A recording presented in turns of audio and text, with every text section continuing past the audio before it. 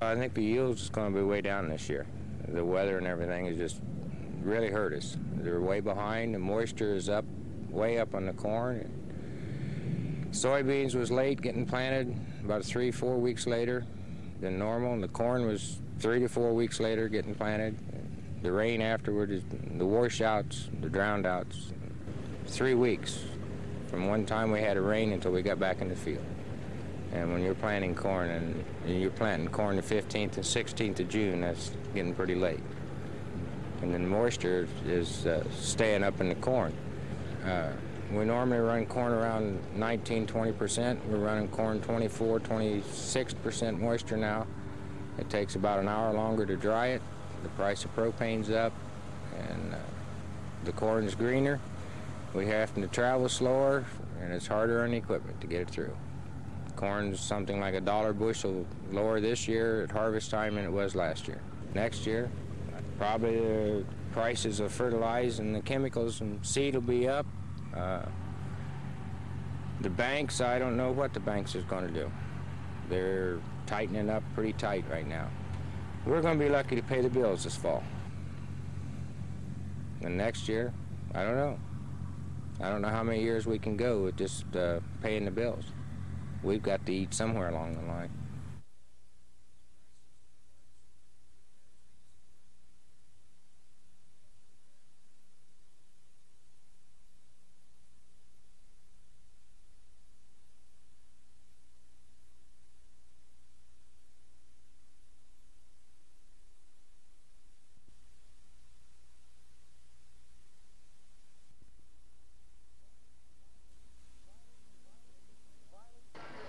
The violence and vandalism from the last few days is still evident among the 18-wheelers that are minus a few parked at a Franklin truck stop tonight. But for the most part, rigs are still rolling. Drivers still on the road say they're staying on the main highways and avoiding the back roads. But many say the independent truckers' strike is not widespread. No, I haven't, just here. The only problem I've seen. You've heard of riding shotgun? Well, many truckers we talked with tonight say they're carrying what they call equalizers to ensure a safe trip. How come you're carrying a shotgun aboard? Well, during the last strike, I was on my way home, and I did, like, I heard people say, put red flags out, show that you're going home. And coming through Indiana, next thing I know, a rock come through the windshield, caught me right here. Tonight it's quiet here, and the independent truckers that are shut down are just watching the situation. The ones we talked to say they're sorry about the violence and that it takes away from the real reason they're shut down. And we're all out here for a cause. We're all out here to make a living, and we can't make a living with the way things are being regulated. And all we're asking for is regulated rates that everyone can live with, whether he hauls steel or what. The driver, who asked that he not be identified, said the elimination of the fuel surcharge is costing truckers between $25 and $100 on a 300-mile trip. Rob Downey, TV2 Eyewitness News, Franklin.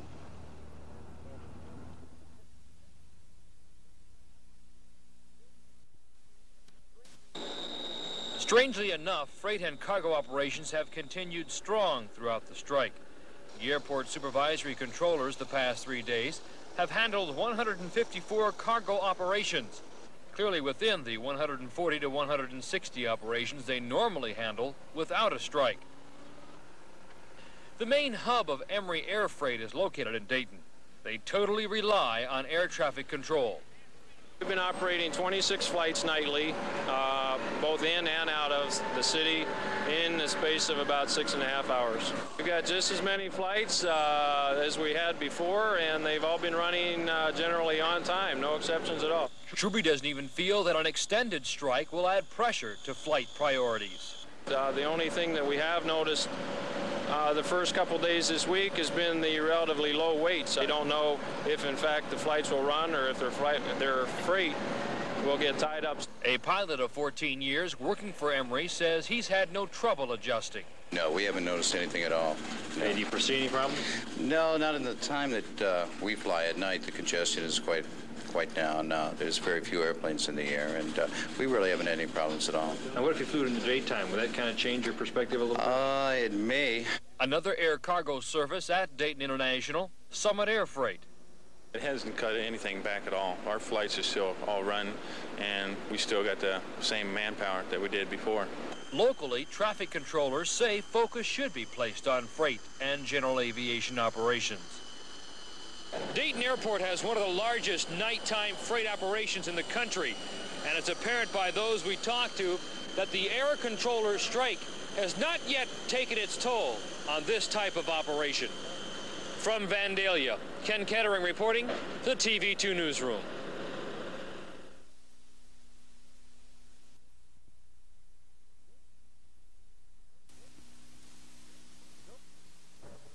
Building a minimum security prison in Dayton is an emotional issue.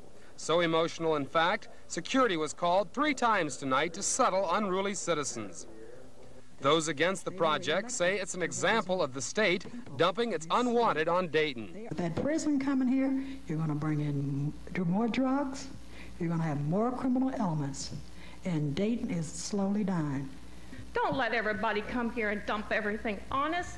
This is our city, and you are our representatives. Quit bickering back and forth.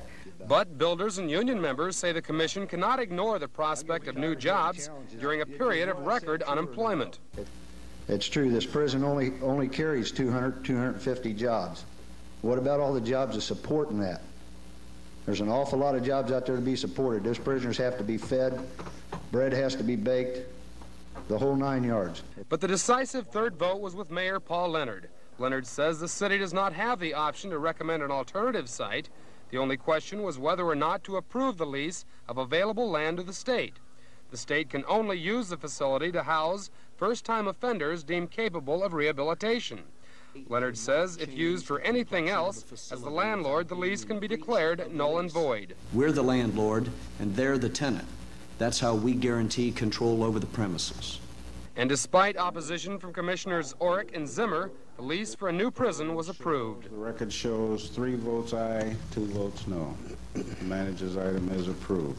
But tonight's vote doesn't necessarily clear the way for the prison. There's still a question over funding for the project, and Commissioner Orrick says he still plans to continue with his efforts towards a referendum. Rob Downey, TV2 Eyewitness News.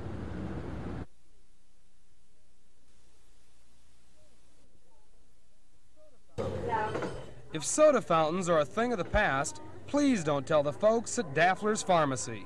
We've been here 50 years. This is our 50th anniversary. We rarely lose money on the fountain, but it's good advertising. What do your customers say about it? Well, they don't want me to get rid of it, so we got it yet. Every day they dish out scoops of ice cream by way of cones, sundaes, malts, and the ever-popular Nectar soda. Although it may look like Pepto-Bismol and ice cream, its flavor leaves customers speechless. How do you describe that drink? Good. What's it taste like? Nothing you ever tasted before, huh? Even holdouts are now die-hard Nectar soda fans. I've came in here before and seen other people drink it, and I thought, I don't think I'd like that. So they offered me one free, and I tried it and I loved it. But don't ask the recipe. That's the boss's secret. Oh, they ask questions, but I don't even know what it's made out of. He's the only one that makes it, him and Miss Bostic. And while this reporter should probably be fighting the Battle of the Bulge, unfortunately they made an offer I couldn't refuse. Rob Downey, TV2 Eyewitness News.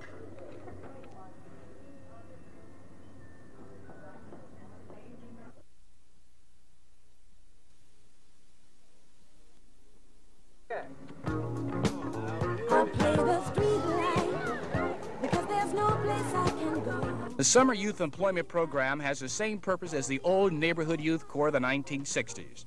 Provide part-time work for needy teenagers. That means you can't be discriminated at work. Need is determined by federal poverty guidelines. Youngsters who think they qualify can get an application from their high school counselor. That application asks several personal questions. 4 things that the youngsters have to prove is their age, citizenship, their residency, and their income. And all of this is part of that. Only thing they really need is your address, telephone number, and social security number. That's the only, when they go through your application, they can check everything through your social security number. That application is 4 pages long for Dayton City school students. Families must provide some type of verification of income. How hard is it to cheat on something like this? I find it very hard. I would think it would be. I don't see how they could. They have to bring these items, okay? And we here at the board put it together, and then it was submitted to the city, and they have people there who are professionals at handling this and checking it out. While the Board of Education gathers the applications, Dayton City Hall makes the verification. Last year, 1,200 teenagers were hired. This year, because of federal budget cuts, only 900 will be so lucky. There is an estimated gap of 650 jobs in Montgomery County. The Dayton Area Chamber of Commerce is spearheading an effort to bridge that gap. It's called SEEK. Summer Employment Encourages Kids. SEEK will be the subject of our next report. I'm Dwight Smith, TV2 Eyewitness News.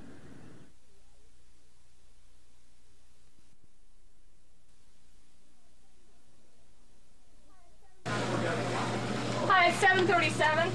The SEEK strategy calls for businesses to provide a job for a high school junior or senior or make a tax-deductible cash donation. $1,000 will pay one youngster's salary for the summer. SEEK was formed in April after federal cuts were known, and there is an increased need from last year. In 81, the county had 1,500 student applications, and we served about 800 kids. In 82, we estimated about 2,000 applications, and we have slots for 345. This is without SEEK. This is under our regular CETA program. The city schools in 81 had 2,000 applications, and they only serve 1,500.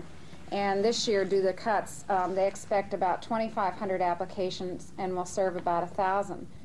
City and county school systems will identify the eligible youngsters. How many jobs will be provided is still up in the air. No goal is set, but according to Area Chamber of Commerce President Tom Heine, SEEK will aim to close the gap of 650 jobs lost from a year ago. To date, over 60 jobs or money for jobs has been donated. And canvassing of area businesses for jobs continues. It's an uphill battle because of the late start in gearing up the program and the depressed economy. People interested in helping should contact SEEK at the Dayton Area Chamber of Commerce. SEEK officials emphasize that cash donations are tax deductible. In our next two reports, we'll meet some teenagers whose life is going to be made a little bit easier because they are lucky enough to have a job this summer. I'm Dwight Smith, TV2 Eyewitness News.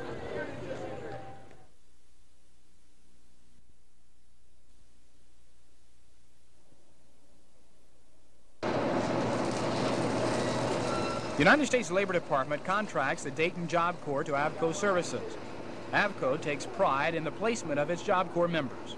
As far as the students that go through the programs, they do get jobs. There are jobs in Dayton. There are jobs throughout the country. We try to place that student in their hometown or in an area which would relate directly to their vocational training here. Could you leave a message for me? O.C. Gee and Narita Morales are getting training away from the campus. Narita is a secretary at Sinclair Community College. I like the atmosphere that I work in. I get a chance to find out if this is what I really like. O.C. Gee also works at Sinclair Community College. He is from Akron, Ohio, and the work experience helps toward his career goal. Well, I want to be a data processor or a word processor. That's why I chose the clerical field, because it involves typing and filing. And I figure if I can get in at least the bottom, I can work my way up. For members, the Job Corps is a second chance to make a positive change in their life. Tomorrow we will conclude our series on teenage unemployment on a positive note, we hope, giving you some suggestions on places and people you should contact about getting a job this summer. I'm Dwight Smith, TV2 Eyewitness News.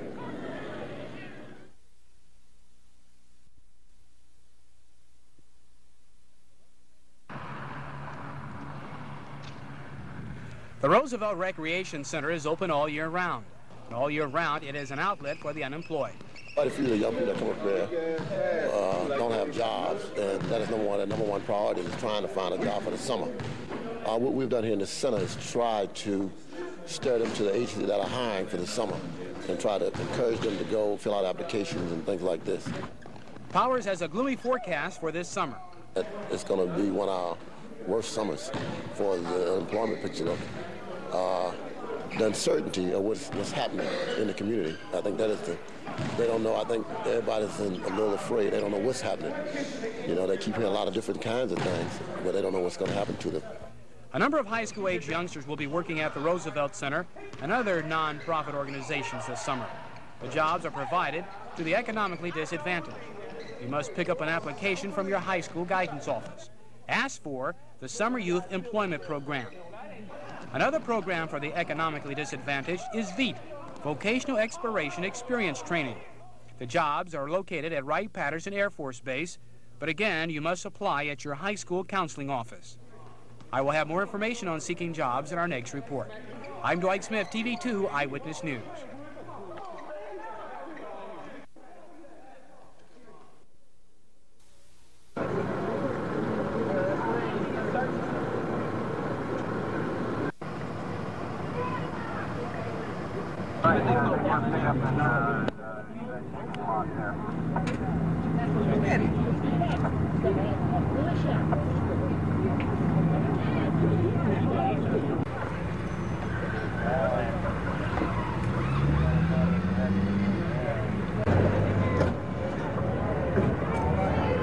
After a lengthy investigation into the ceiling and checking the ceiling portion of the building, we couldn't find a suspect there, so we went to the basement, checked the basement, and found the suspect hiding in the basement. Did he have any resistance? No. Was he armed? Yes, he was armed with 2 weapons. One weapon that he had and the other weapon that he took from a pharmacist inside the store. Back up there. Back up, back up, back up. Keep backing up.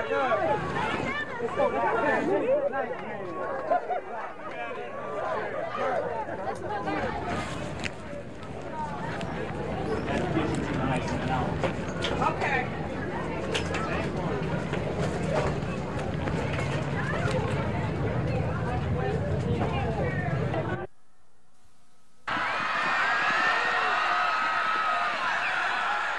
No, these aren't the Green Bay Packers. They are the Centerville Elks High School football team, who, like thousands of other high school and college teams across the country, are enjoying more attention from football fans once fateful only to the NFL.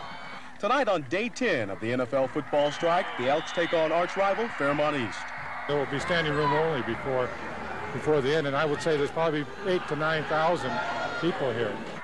One of the major differences between high school and NFL football is size. The stadiums are smaller, the players are smaller, and so are the prices. We spent $6 here tonight so far, and we're having a great time out here. And I think we're going to be seeing a lot more high school football if the strike continues.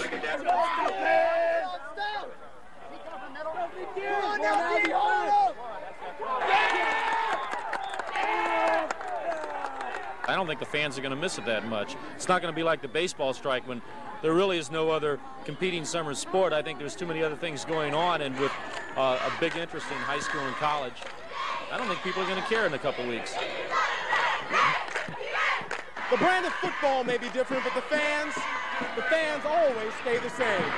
Tony Dorsey, TV2, Eyewitness News.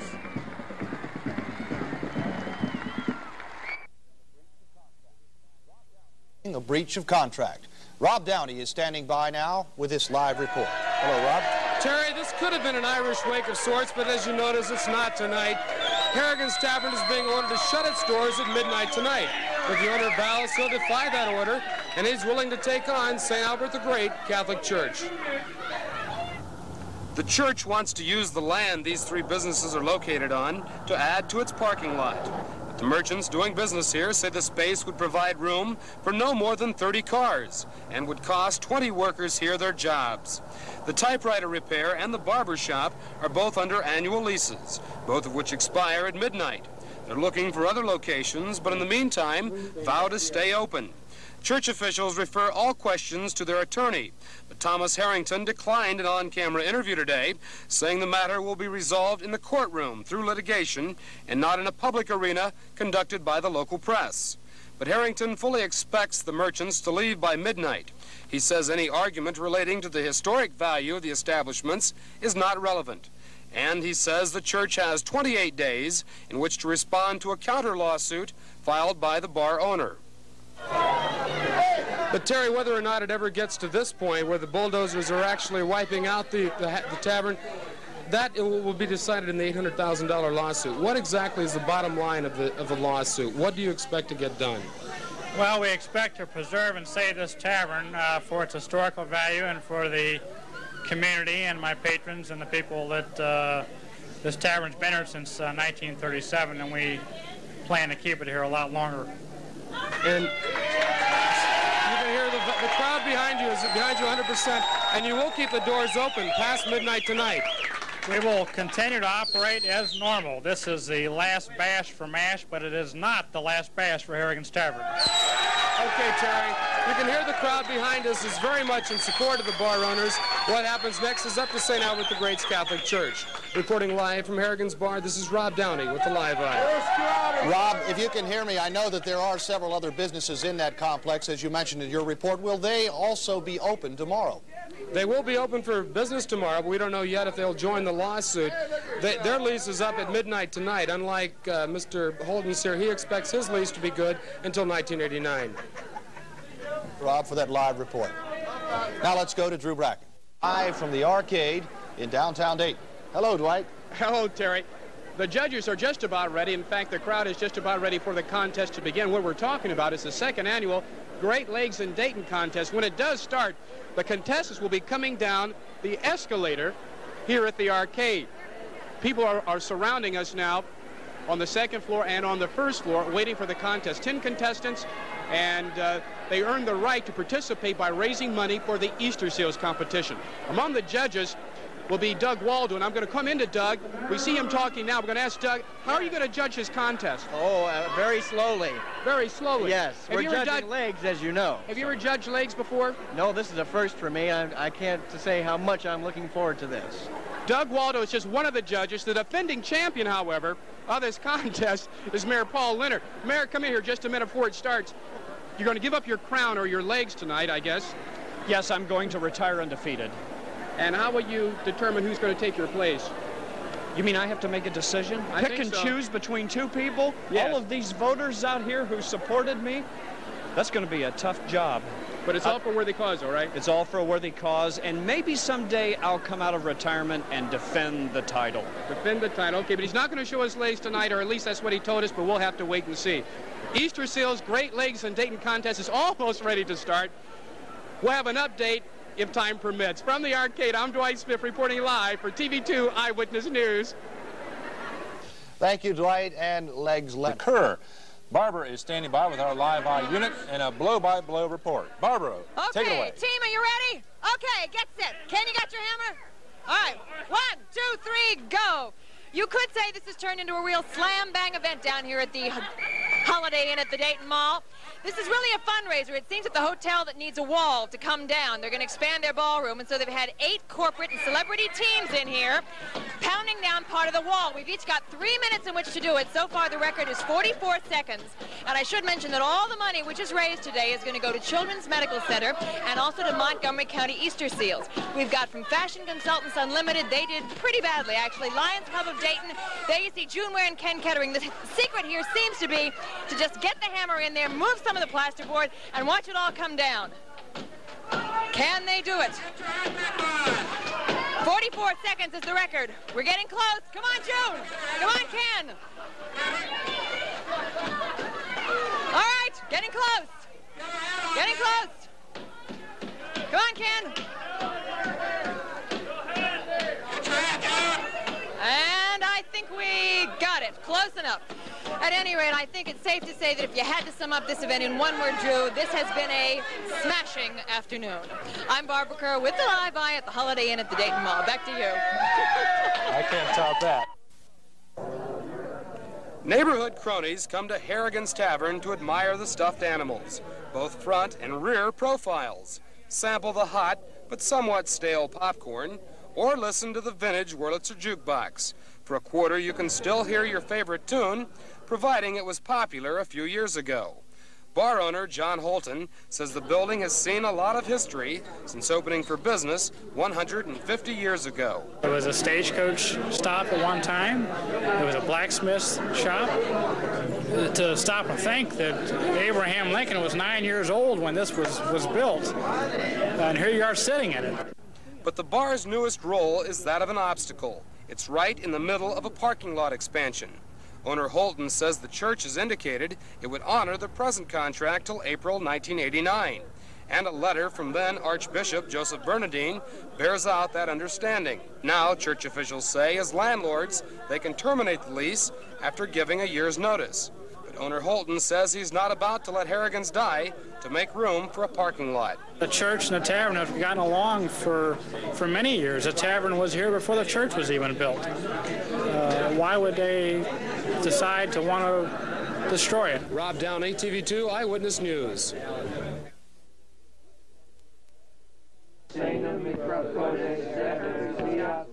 This is the Jacobs family. The Passover ceremony is called the Seder. It's filled with prayers, readings, and songs.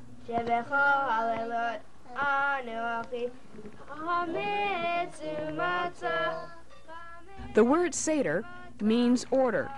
Therefore, every place setting, every glass, and every piece of food has meaning. God revealed himself to them and saved them before the bread they were baking had time to rise. As it says, and they baked unleavened wafers of dough, which they brought out of Egypt. This is the beginning of the 8-day celebration. Over the next several days, the observance of the period in which their ancestors were led out of bondage in Egypt to freedom in Israel will be remembered in different ways.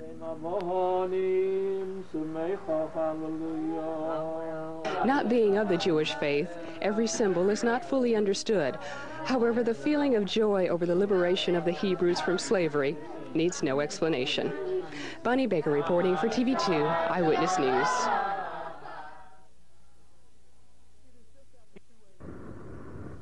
It is just after 2 a.m. Wednesday morning, and like clockwork, the city's drunken drivers begin their journey home.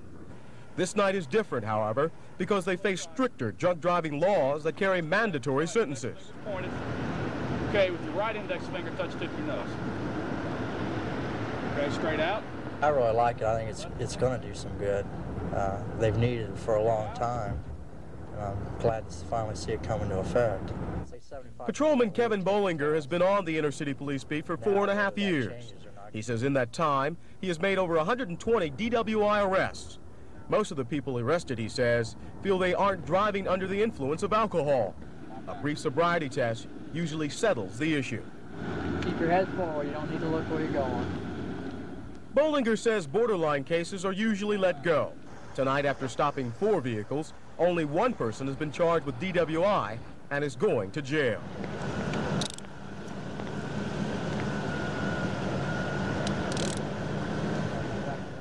Police say this man tested at .13 on the breathalyzer test.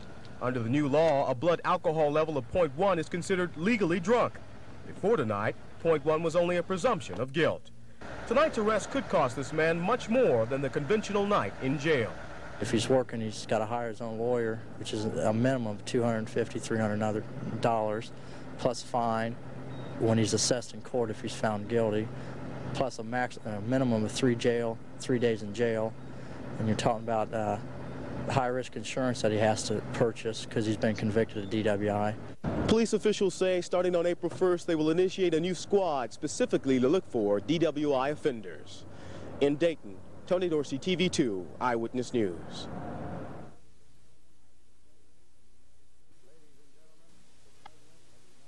Ladies and gentlemen, the President of the United States and Mrs. Reagan.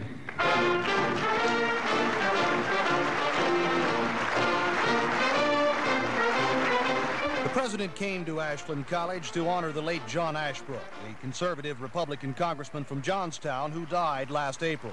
In many ways, John Ashbrook symbolized the beginnings of a new conservative movement in America. As he grew in prominence, so did the movement he helped to lead.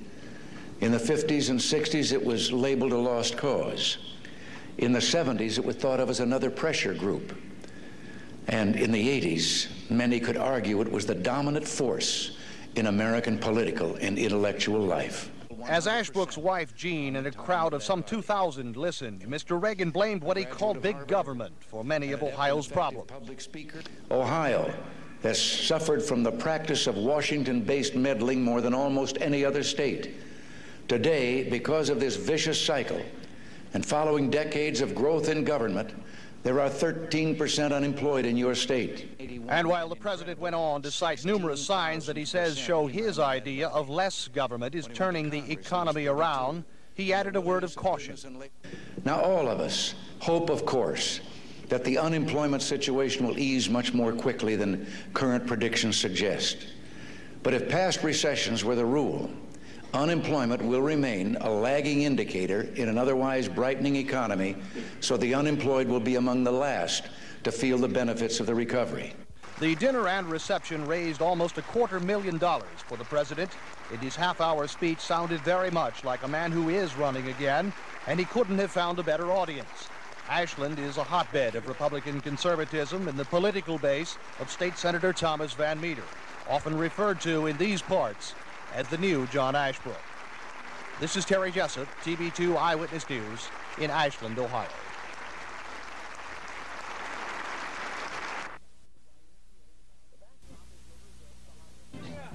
The backdrop is River's Edge behind the YMCA in downtown Dayton. Hundreds of people line the riverbanks, either taking in the entertainment or taking in the exhibits. One artist came all the way from Michigan. I think it's very good. I'd like to see this happen in more cities. That's why I came. And there's plenty of food, including hot dogs and hamburgers. You have a special recipe for this? Special recipe? Yeah, coals, charcoal lighter, and food, and meat. And of course, barbecue ribs from Huffy's. But I couldn't get the recipe. I can't tell you that. But it tastes good? It's good. It's real good. For 20 years, it's been good in Dayton. Secret recipe. Secret recipe from my grandmother. And there's something for everyone, as we see through the eyes of photographer Steve Goldstein.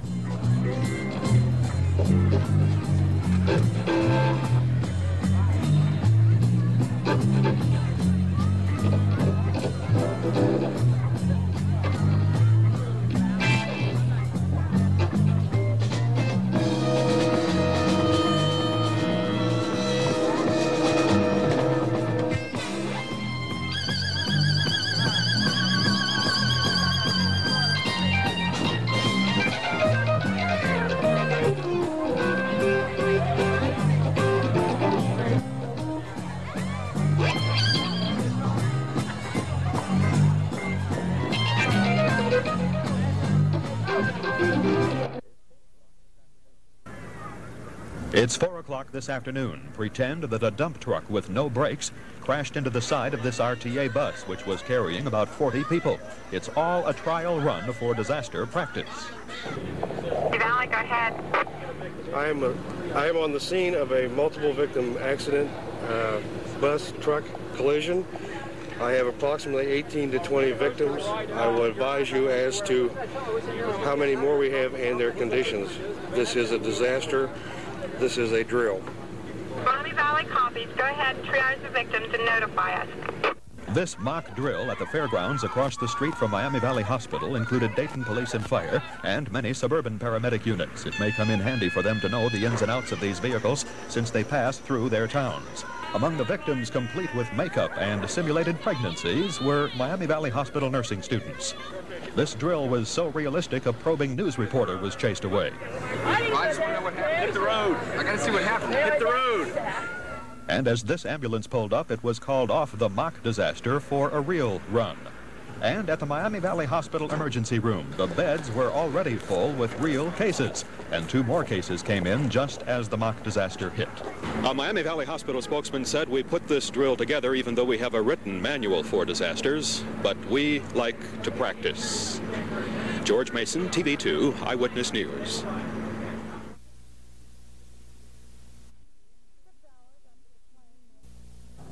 Six hours after the plane made an emergency landing, at 1:15 this morning, news crews were allowed on the scene. There was no sign of the makeshift morgue that had been set up nearby. The Air Canada DC-9 was surrounded by the sea of foam that was used to put the blaze out. Officials were amazed that anyone survived. 23 died, 23 survived. The plane was en route from Dallas to Toronto. The pilot radioed that there was a fire on board, reportedly from the rear restroom area. Flames were seen spouting from the plane when it landed. The pilot reportedly had to be talked down because of thick smoke in the cockpit. When it landed, everybody was getting off and everything, and all of a sudden the plane just started smoking really badly. I mean, first it started off like white and gray smoke, and then a few minutes later it was like heavy black smoke. Although there was speculation that the cause of the fire was suspicious, FBI agents on the scene said they were only assisting in identifying the victims that perished in the fire. That's not unusual in a case where there's multiple deaths. Beverly Hills, our team came in and assisted with the identification. Officials say it will be days before they know the actual cause or even the events that led up to tonight's tragedy. From Greater Cincinnati Airport, June Ware, TV2 Eyewitness News.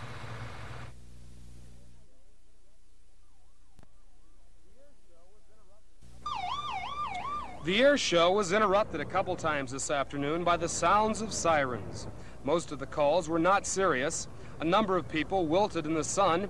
A few suffered burns. But relief was available through cooperative friends bringing trays of soft drinks or watering holes, which proved to be popular places. Miami Valley Hospital had a first aid tent set up, but Mom's washcloth, or a few minutes in the shade sprawled out in a cot, seemed to do the trick. But people weren't only looking at planes, they were also camping out underneath, escaping from the sun. The bigger the plane, the more relief seekers. Some simply shed clothes, others donned novelty items. Theodore Carter sent to a mail order house for this hat, a sunbrella. Providing much relief? Well, a little bit, yeah. It helps out a whole lot, yeah. What's the principle behind it? Well, I was just getting a little too hot, and I had to raise and get a little bit of air in circulation, I guess. That keeps the rest of your body cool? Right. And to catch those elusive breezes, Uncle Sam took to stilts. The official high today was in the 90s, but that was in the shade. On the hot asphalt and concrete runways, it was more like 100. Rob Downey, TV2 Eyewitness News.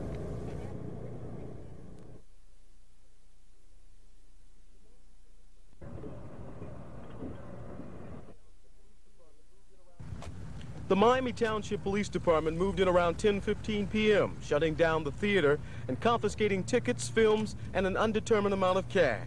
I believe the law is clear in Ohio as to pandering obscenity, which will be the charge that will be filed against, as at least now it's anticipated will be filed against the projectionist and the manager and possibly others.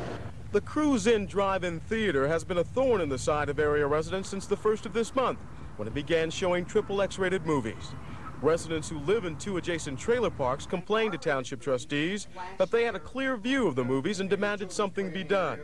While civil action proved unsuccessful, a criminal charge was initiated, allowing the Miami Township Police Department to take action.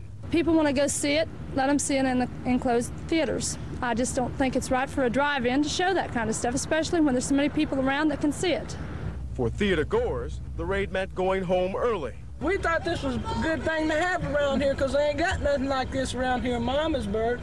This is the first time I ever come to a place like this. Now I'm getting ripped off. Charges are expected to be filed today. The maximum sentence for pandering obscenities is 6 months in jail and a $1,000 fine. Tony Dorsey, TV2 Eyewitness News.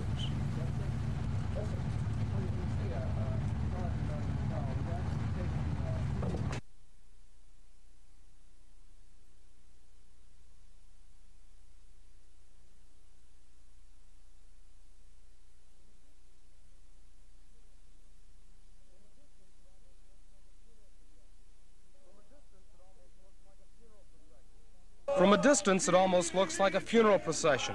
But for now, the casket is empty, as marchers attempt to lay to rest voter apathy. We've always been underdogs.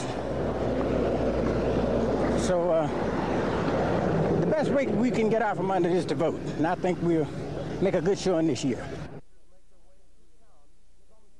As the marchers make their way through town, some join. Others stand on the sidelines and watch. I'm already a registered voter. You know, I've registered and I got my whole family registered. Margaret A. Wood was in Washington in 1964 when Dr. Martin Luther King Jr. first told marchers he had a dream. Mrs. A. Wood says 20 years later, that cause is still very much alive. The younger people should realize that dream. They should try somehow to make that dream come true. And if by marching today they will help make that dream come true, then it wouldn't be in vain. If there were any complaints among the marchers, it was that the people up front were marching too fast. But there was a good turnout of supporters here and no sign of the Klan here in Middletown. Rob Downey, TV2 Eyewitness News.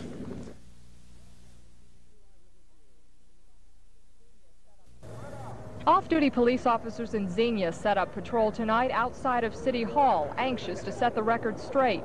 Basically, up to now, I don't think the public has been aware of what the problem is. The city has always presented their view, and we felt it's time to go to the public and let them know exactly what's occurred and see if we can get their support. Linkhart says they are the only city employees who haven't had a pay raise in more than 2 years. They also haven't had a contract. Right now, they say they are making almost $1 less than the city's firemen, and they want parity. I thought the fellows needed a little help, and they called me and asked me if I'd come out and walk with them tonight, and I guess even though I'm retired, I'll always be a policeman. I always have their interest at heart, and I really think they need what they're asking for, and I think the city's being unfair with them. The police officers jammed the entrance to the city commission room, flashing signs, but commissioners continued on with the agenda, even as one officer stepped next to the podium, hoping to gain their attention.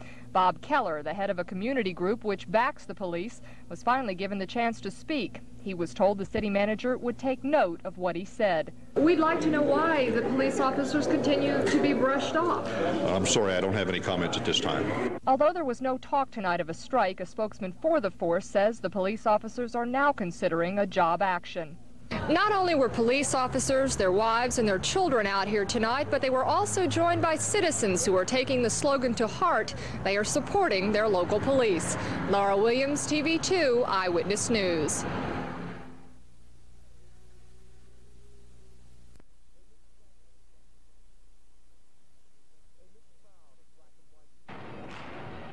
A mixed crowd of black and white students and faculty had to wait roughly an hour for the Reverend Jesse Jackson to make his appearance. A gospel choir entertained the capacity crowd of over 2,000 until the Reverend made his gallant appearance on stage.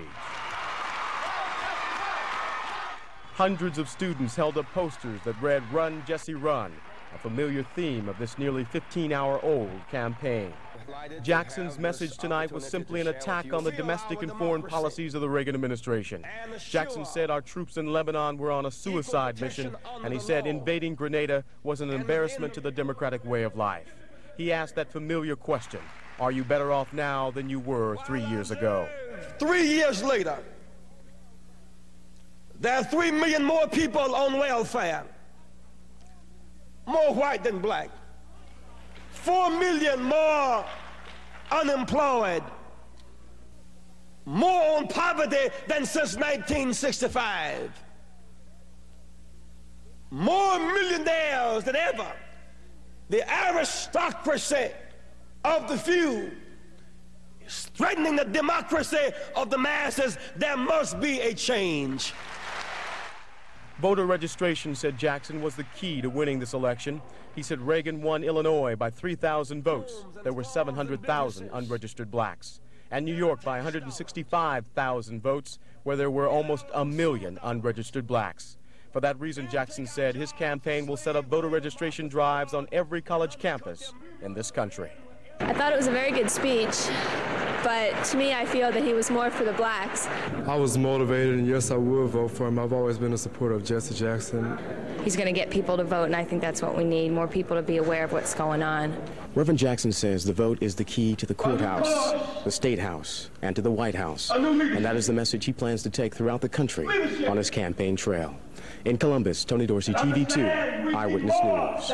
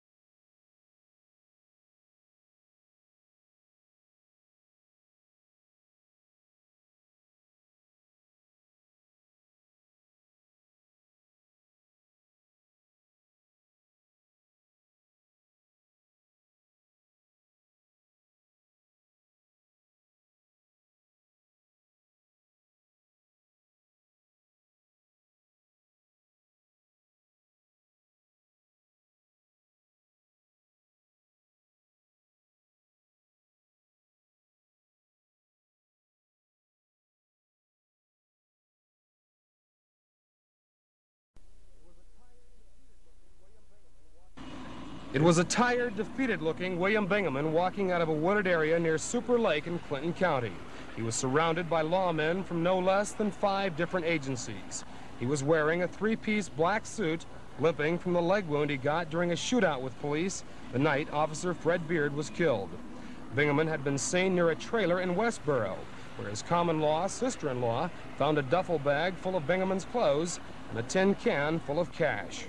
I know the clothes was his, and he said he had some money, old money. Bingaman had been seen in Clinton County last Friday. Deputies turned up a stolen motorcycle and some of his clothes, but no Bingaman. Authorities believe he fled to West Virginia. A stolen blue Cadillac Bingaman was last driving had West Virginia plates. He had a map of the state and a notebook full of West Virginia contacts. A Church's Chicken drive-in restaurant had been robbed by a man matching Bingaman's description. In handcuffs, Bingaman told us he was happy it was over. He'd become tired of running. He also wants an investigation into the chain of events that led to Officer Beard's death. So once again, William R. Bingaman is in police custody, the same status he was last February, just minutes after Officer Fred Beard was pronounced dead at the scene. Rob Downey, TV2 Eyewitness News, Westboro. And that conflict is the subject of a 5-part series we begin tonight. Rick Bernard reports on GM jobs south of the border. An instrument panel being made at General Motors Inland Division in Dayton. An instrument panel being made at Inland's plant in Mexico. The average worker in Dayton makes about $20 an hour in wages and benefits for a 40-hour week. The average worker in Mexico makes about $1 an hour for a 48-hour week. Componentes Mecanicos de Matamoros makes instrument panels, steering wheels, and brake hoses for Inland because the company says it's too expensive to make them in Dayton. When it comes to things like moving jobs to other places, and we really admit that we really go at each other hard because we feel that something is being taken away from us that rightfully belongs to us. And of course, they being management, they feel that they have the right to take the job away. Our industry is being challenged worldwide by car manufacturers everywhere, and we have to become more cost competitive in order to maintain our position in the automobile industry. Inland has to bid on even the General Motors jobs it gets. The cost difference between making the instrument panel in Dayton and Mexico is based on things like taxes, utilities, and government regulations. But the biggest difference is in the labor. Let's look at how they make instrument panels in Dayton and Mexico. In Dayton, one person operates a machine that feeds vinyl from a roll through a machine that heats it. A vacuum molds it around the panel design, cools it, and sends it out on a conveyor belt where 2 other people are standing by to lift the panels off and do some trimming. In Matamoros, a worker feeds the vinyl sheet by sheet into the heat processor. On the other end, 2 more workers pull the vinyl out and manually place it on the mold for the vacuum process. Then the molds move in a circle through a cooling unit, where more people are involved in taking them off and trimming the excess. So the same product in Mexico takes more people to make fewer units, and the equipment is less expensive because it isn't as sophisticated as some machines in Dayton.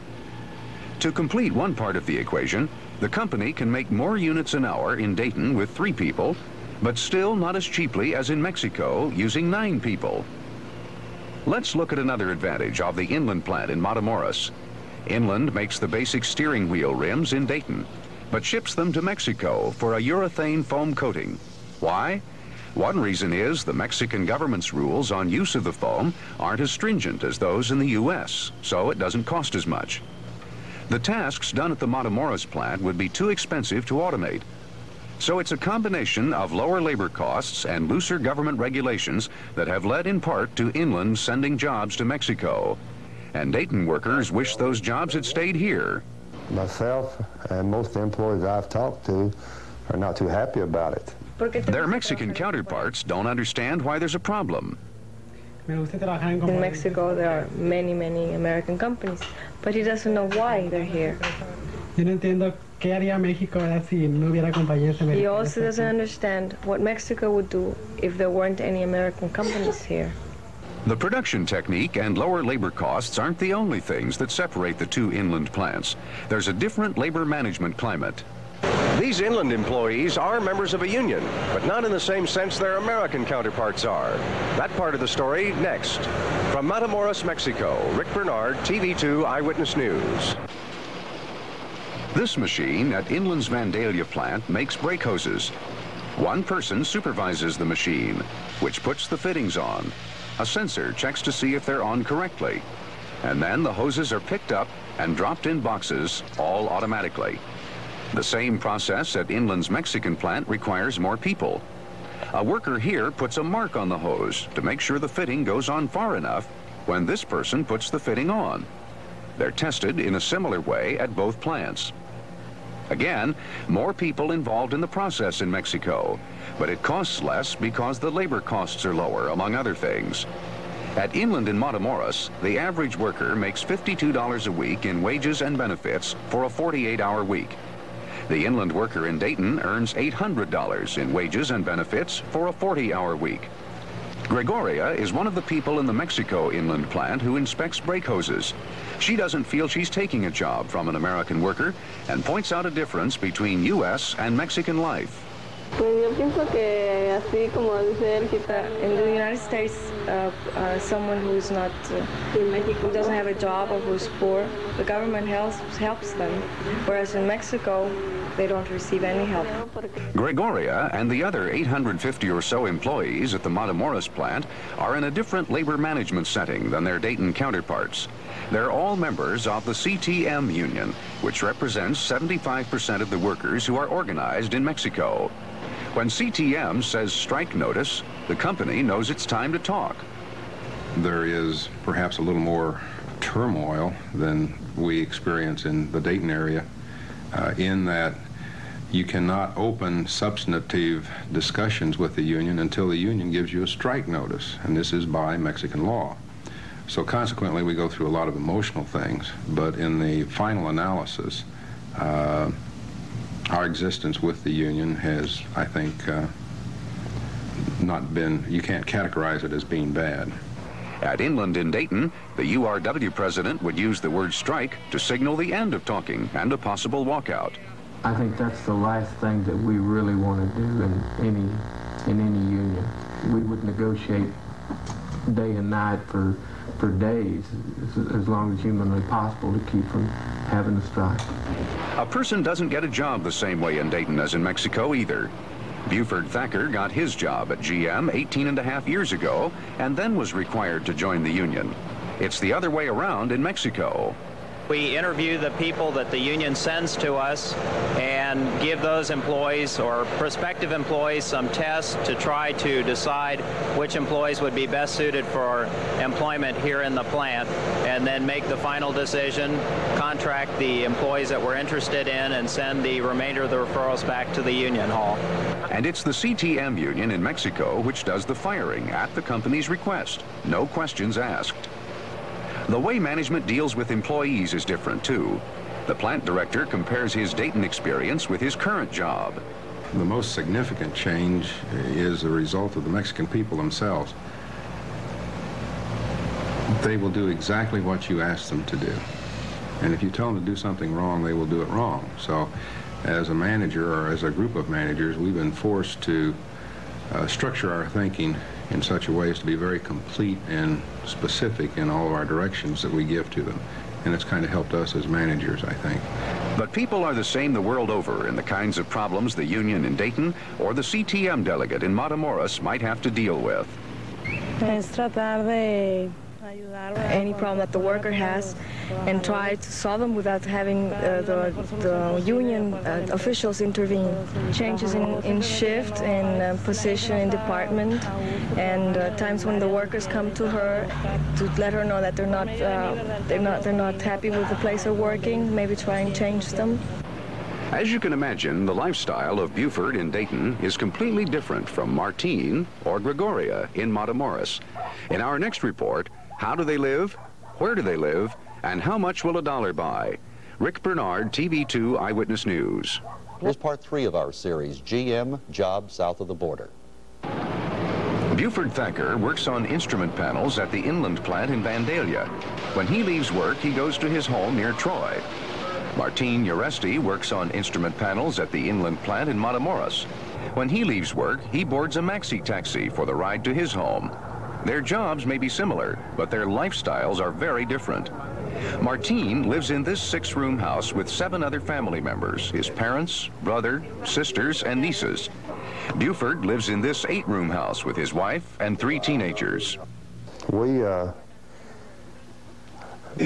basically built this house ourselves, and we were saving in a lot of ways to stay out of debt, and we probably haven't saved as much as we could have, but we've enjoyed ourselves along the way.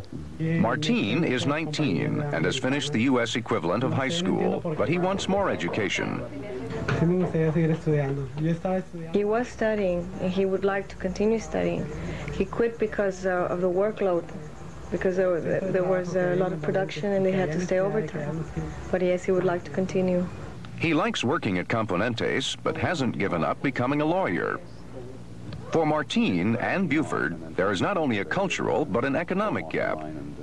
The average Mexican worker at Inland in Matamoros makes almost $160 a month, while the average worker at Inland in Dayton makes about $2,000 a month in just wages without benefits. What will those dollars buy? In Dayton, the average house payment is $600 a month, including taxes and insurance. In Matamoros, many people rent, and the monthly bill is $39. In Dayton, the average Dayton power and light bill is $66 a month, while in Matamoros, the average bill is $7. 70% of the people have electricity. In Dayton, Buford drives 27 miles to and from work each day. Gas for his car costs $60 a month. In Matamoros, Martine rides the maxi taxi, the only form of public transportation. It costs him just over $5 a month. In Dayton, a pound of meat at the supermarket costs about $1.50. In Matamoros, where supermarkets are still relatively new, a pound of meat costs $1. For Buford and Martine, there's a striking difference in the way they live. But in Matamoros, there isn't just the rich and the poor anymore. Gregoria, another Componentes worker, is part of the upcoming middle class, thanks in part to GM and other U.S. and foreign companies. Gregoria, 25, lives in this house near the plant with her 6-year-old daughter and her parents. She completed the 6th grade and has started going to beauty school while working at the plant. Her goal in life? Keep on going and give her daughter an education and to study herself so that in the future, she can help her parents. Buford's goal is similar. He's thinking of his children.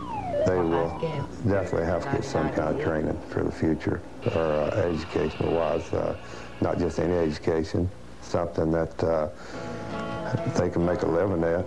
Gregoria and her co-workers at the inland plant in Matamoros are by far not the only ones working for American companies in Mexico. That story next.